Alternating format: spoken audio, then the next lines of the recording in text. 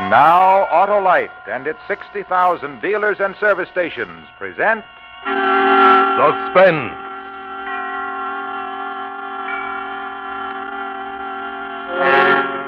Tonight, Autolite brings you Mr. Dana Andrews in If the Dead Could Talk, a suspense play produced and directed by Anton M. Leader.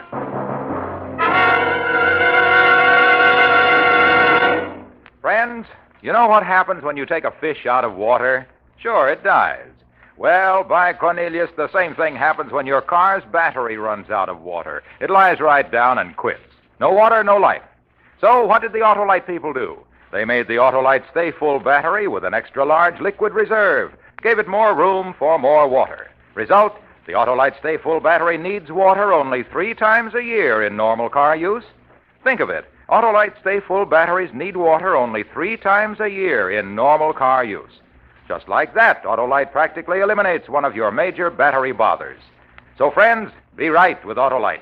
Switch to an Autolite Stay Full battery tomorrow.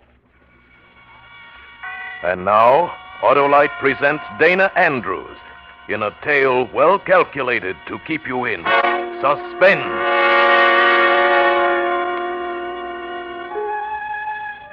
They'll never know how it happened. No one will ever know. I knew I was going to have to kill him almost from the first. That's how I am. That's what my blood is. I couldn't change it even if I tried.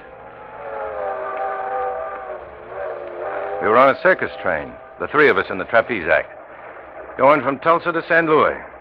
Fran had asked me to come and sit with her, that she had something to tell me. When I went over, she was staring out the window into the night, and the dim train lights made her features kind of soft and blurred. And I stood watching her, getting all choked up like I always did, wanting to freeze this picture of her in my brain with all the other pictures. Then she saw my reflection on the window glass, and she turned. Oh, Joe. Hi. Sit down, Joe. Sure. What's the secret? Joe, I can't keep it inside me a second longer. If I do, I'll bust. Tommy and me have been talking about getting married. Hiya, kid. Huh? Oh. Well, honey, did you tell him? Yeah, she told me. Congratulations. That's all? Just congratulations? Well, you know Joe's a man of few words. So what do you think, Joey boy? At least we'll be able to keep her in the act now, huh? Yeah. That's probably the only reason he's marrying me. Well, the way I figured, it had to be one of us. Joe, you're my pal. I couldn't let it happen to you. Well. And then Tommy threw his arm across my shoulder. I felt every nerve in my body tighten up, like somebody was turning a screw. And I thought, so this is how your life goes smash. Rattling through the night on a dinky train with a circus fat lady sitting across the aisle munching chocolates. I didn't know what I was going to do.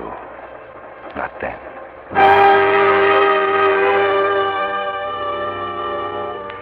At first, I tried to go on just like before. When we got to St. Louis, Tommy and me shared a room in a theatrical hotel like always.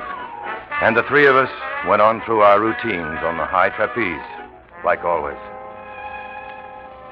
Yeah, that part was the same. That part was as natural as breathing. But the other things, like the looks they gave each other, long walks together. Nothing worked for me. Drinking myself blind, taking out a different girl in the show every night of the week. Nothing worked. I still woke up in the middle of the night, shivering, my heart pounding and crying her name. Fran! Fran! Fran! Joe, what's wrong? Huh? Oh. Nothing's wrong. You were yelling in your sleep. I'm okay. You sure? Yeah. Yeah, I'm okay. What are you getting dressed for? It's the middle of the night. I'm going for a walk. But, Joe, Look, I want to go for a walk, so I'm going for a walk. Joe, Fran and I were noticing you. Noticing what? You've been going at this nightlife pretty hot and heavy lately.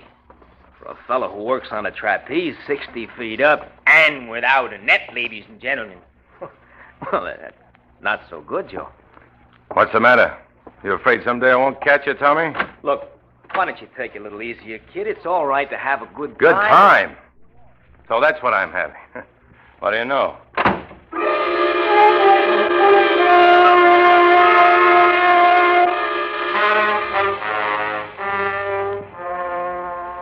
walked the dark, empty streets for hours.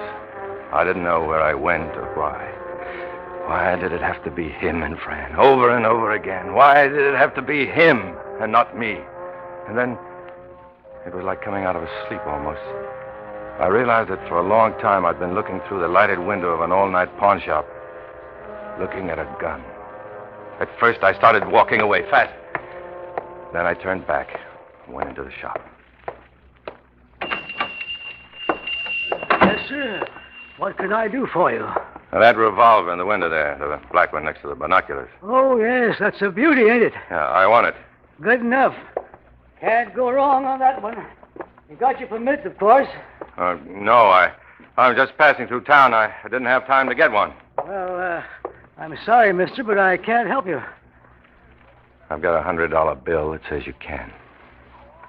You've just bought yourself a gun.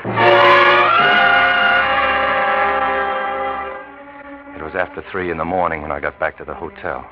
The gun was in my topcoat pocket. As I walked through the lobby, the circus fat lady was sitting on the big sofa, counting the faces that went through the revolving door. She stopped me as I went past her. Turning in, Joe? Yeah? Lucky you can sleep. Wish I could sleep. I started for the elevator, and then it hit me. How dumb can a guy be, walking into the lobby like that, being seen going up to the room? Is that all you want, Joe? That he should be dead, no matter what happened to you?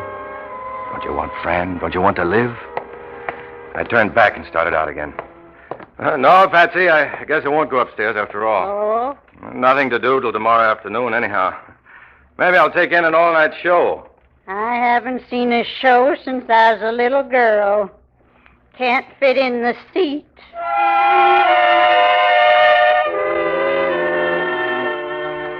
I went around to the back of the hotel. Tommy and me roomed 3 stories up next to the rusty fire escape. It was so quiet there, I could hear the pounding inside my head. The first rung of the fire escape was a good 10 feet off the ground. I jumped for it and pulled it down. It made enough noise to wake up half the building. I scrambled up into the shadows. I expected the lights to start going on in every window. But nothing happened. So I started up the fire escape. I started up for Tommy.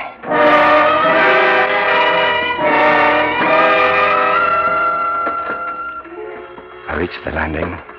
The room was dark. The window was closed. I tried raising it, but it was locked. Why did everything have to go bad for me? Oh, wait a minute. He never locked the window before. Why did he lock it now? What was he afraid of? How could he know what was inside me? Well, suddenly I had to do something, so I smashed the window with my fist. I didn't care. Let him know it was me. Let him know what was coming. I reached in, unlocked the window, went over the sill. I took the gun out of my pocket. I could feel the blood running warm down my arm. And then I saw that he was gone. The room was empty. I sat down on the bed. I felt weak in my knees. I sat there a long time, numb. Then I heard a key in the door. It was him. He'd come back. I put the gun back in my pocket. I held it there. And the door swung open. I saw him, framed in the light from the hall. And I thought, now. Do it now.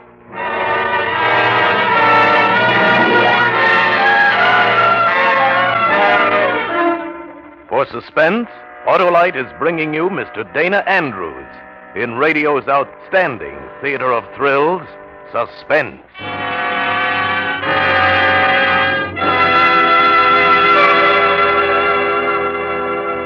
You know this spell of freezing weather that drifted over sunny California by mistake last week? Oh, I'll see. Well, by Cornelius, I haven't had so much fun since my Autolite Stay Full battery last needed water, and that's a mighty long time ago. You mean you enjoyed the cold, Harlow? You bet. Listen, I was purring along up in the mountains in my Autolite-equipped car, you see, when I spied a stricken stranger stuck in the snow. He had on a raccoon coat and a coonskin cap, and he was looking under the hood of his car, muttering, "Water, water everywhere, and not a drop in my battery."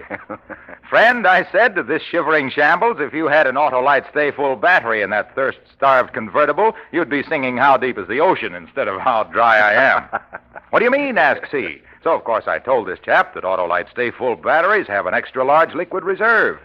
Autolite Stay Full batteries, I said, need water only 3 times a year in normal driving. You get that, pal? Only 3 times a year. And then I explained that thanks to extra plates and special fiberglass insulation, Autolite Stay Full batteries have extra power and extra long life, too. But Harlow, did you get the poor fellow unstuck? Sure did. I just happened to have an extra Autolite Stay Full battery in my trunk. So I lent it to him until he could get one of his own at his nearest Autolite dealers. I'll sure switch to Autolite, he said as he zoomed off. And I answered, you're right with Autolite. Right, Harlow. But right now, suspense.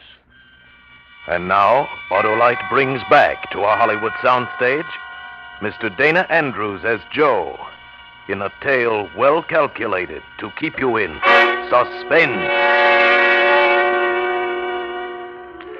I held the gun in my pocket.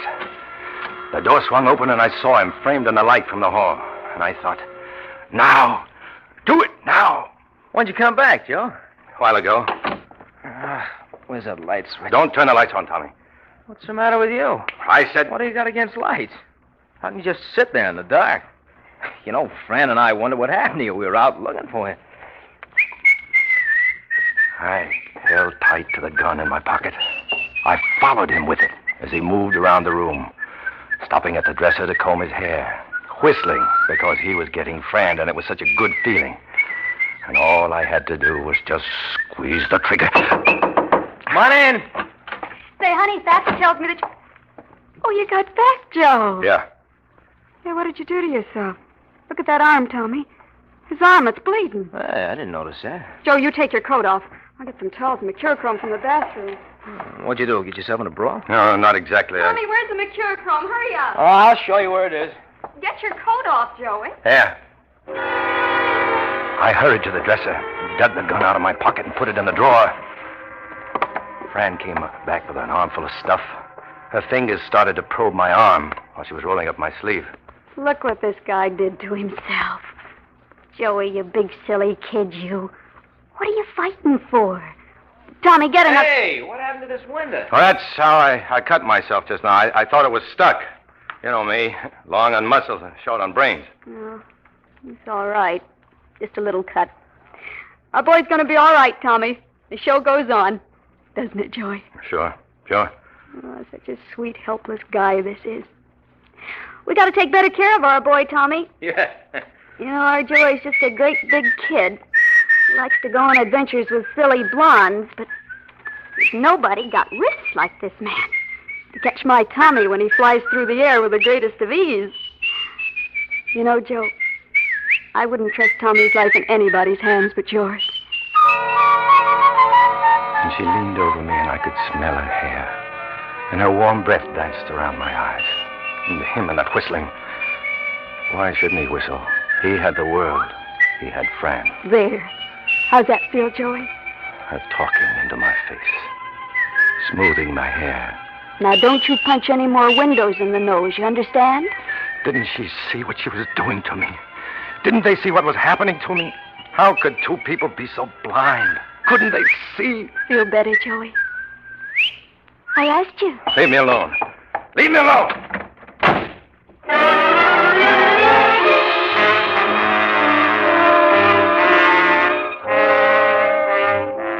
So I went walking the streets again, burning inside like a guy with 105 fever, still smelling the perfume in her hair, still hearing her voice in my head.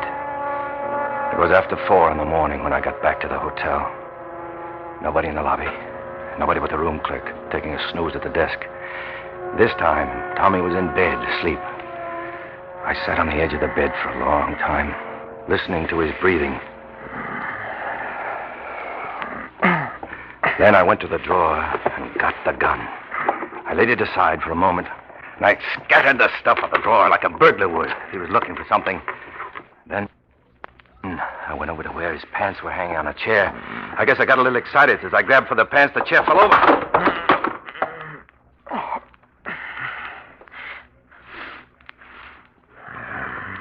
I waited, my heart hammering away like it was trying to break loose. But he didn't wake up. I found his wallet in his pants. Then his watch on the nightstand. Then I went over to the broken window, looked down. It was dark, not a sound. Tomorrow, all the cops in the city would be looking for the burglar who came up the fire escape and killed his victim when caught in the act. I went back to the dresser for the gun. I went over to the bed. I wouldn't let him take her away from me. Simple as that. I raised the gun barrel level with his head. My finger curled around the trigger. I felt a tiny nerve start throbbing in my wrist. I squeezed the trigger. Huh? What is this? Are you, Joe? Yeah. Go to bed, Joe. Okay.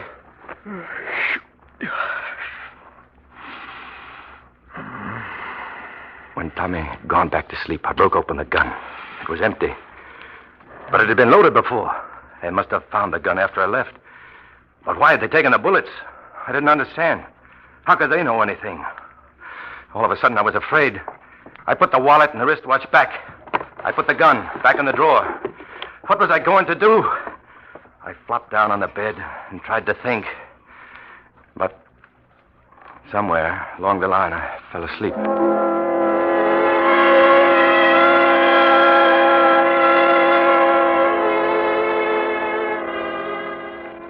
I slept until almost noon. When I woke up, Tommy was gone. I dressed and went down the hall to Fran's room. She was gone.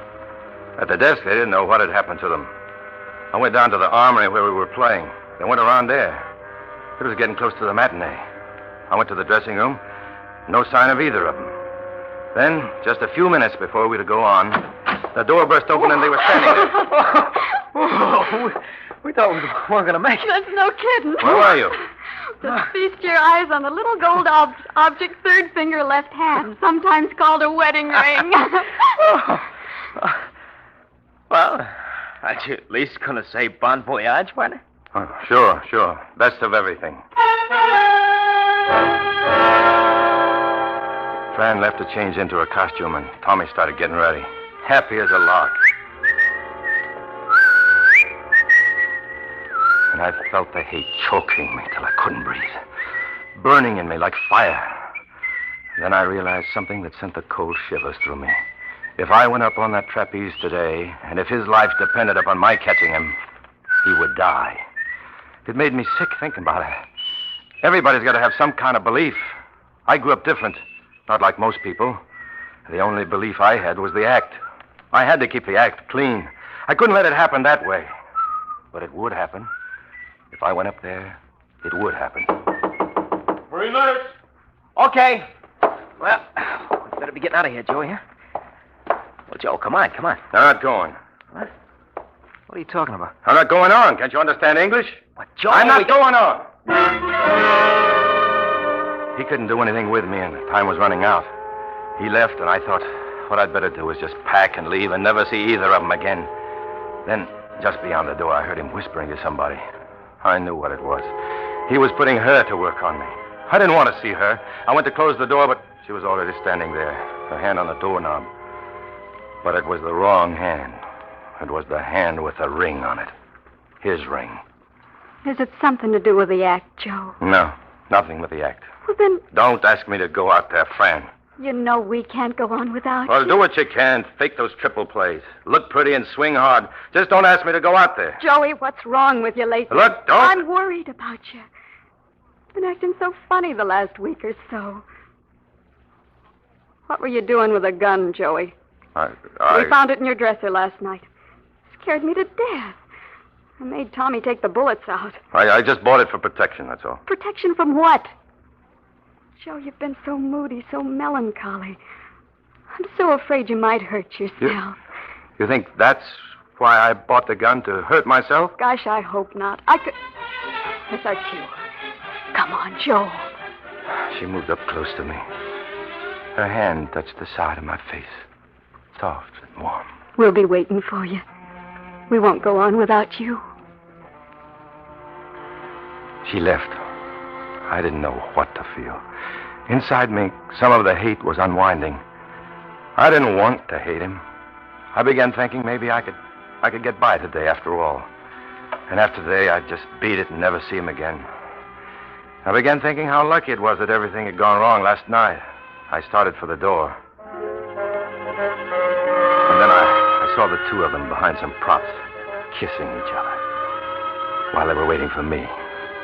I'd never seen him kissing her before. I felt cold and empty. I went back into the dressing room. On the table was the tube of Vaseline I used to hold my hair in place. I stuck the tube into the waistband of my trunks. I didn't worry anymore about hurting the act.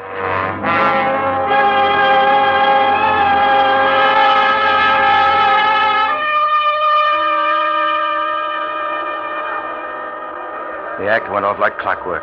It always did. It was such second nature to us by now.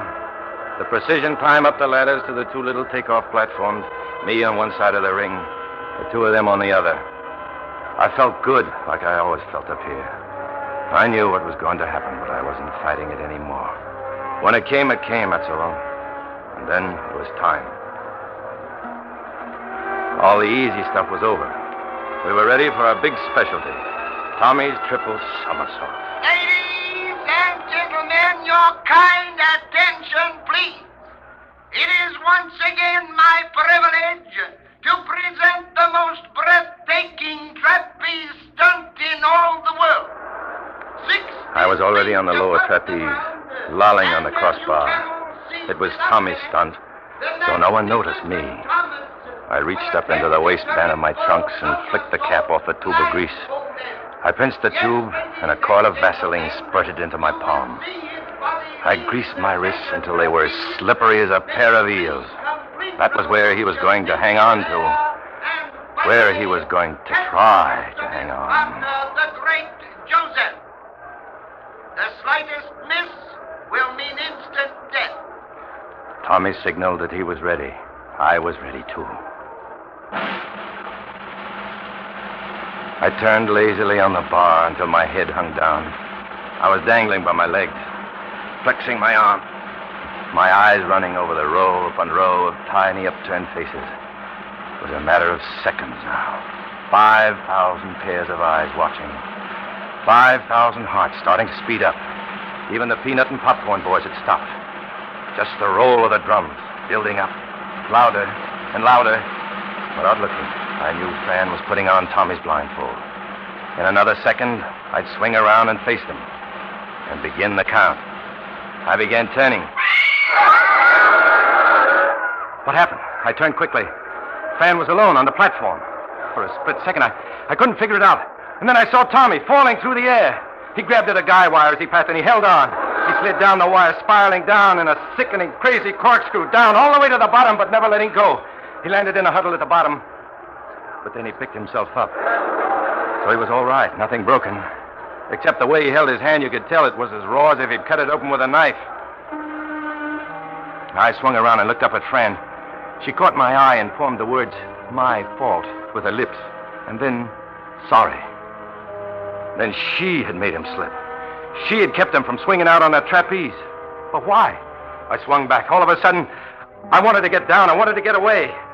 But while my back was turned to her, she must have passed along the signal, because suddenly I heard... Ladies and gentlemen, this unforeseen accident will not in any way change our spectacular triple somersault. The event will continue with the great Thomas's understudy, the lovely Frances.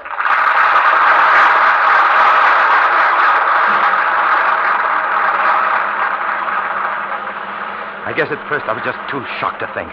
This was something I'd never figured on. Sure, she'd done the trick before, but then there was a split second in which she signaled me to drop my head and begin the count.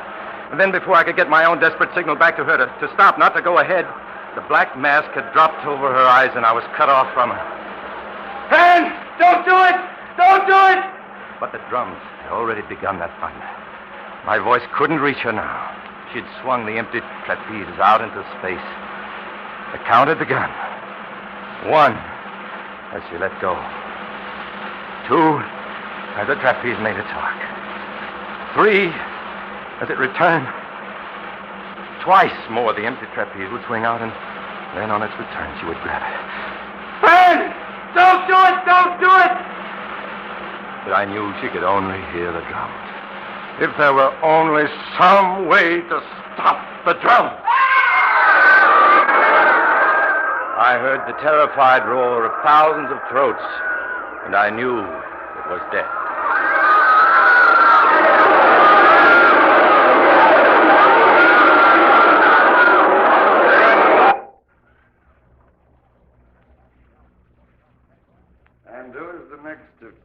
deceased? Look, officer, I told you I'm only the manager of this outfit.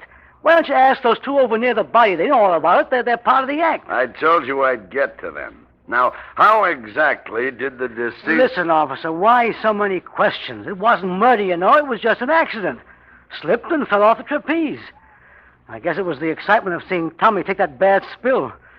Why can't you just put it down as an accident and let it go at that? Look, I'm only following the rules, mister. I don't tell you how to run your circus. Yeah, but when you're all finished with your questions, it'll still add up to the same thing. An aerialist named Joe Crosby was accidentally killed while giving a performance. Just as simple as that. Yeah. Poor Joe himself couldn't tell you any more. Even if the dead could talk.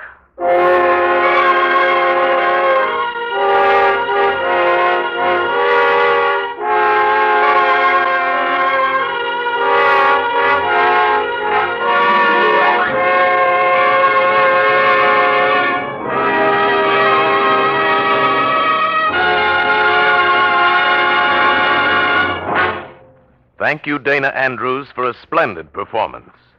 Mr. Andrews will return in just a moment. Hello. Yes, Hap? A question. Shoot. Do you ever run out of words? Oh, now, Hap, be sensible. How could any guy run out of words with those sensational Autolite Stay Full batteries to talk about? I got my answer. Why, Hap, those Autolite Stay Full batteries have the start of a jackrabbit, the power of a bulldozer, and the life of a redwood all wrapped up in one. And to top it all off, they need water only 3 times a year in normal car use. So, friends, when you buy a battery, buy the best. Switch to Autolite, makers of over 400 automotive, aviation, and marine products in 27 plants from coast to coast. Autolite, the lifeline of your car. Always remember, Autolite means batteries. Stay full batteries. Autolite means spark plugs. Ignition-engineered resistor spark plugs. Autolite means ignition system. The lifeline of your car.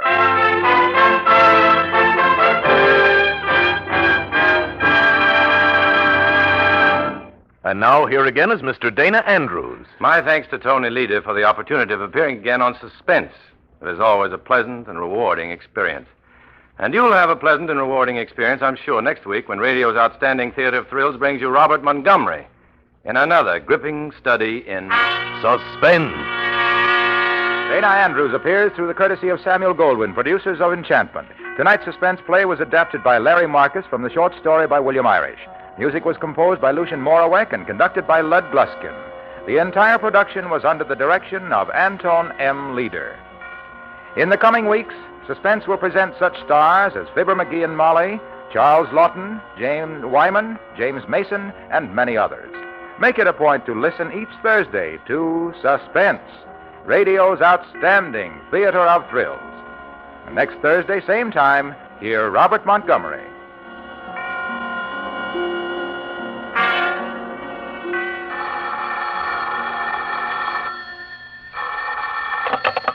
Remember, you're right with Autolite. So switch to Autolite. Good night. This is CBS, the Columbia Broadcasting System.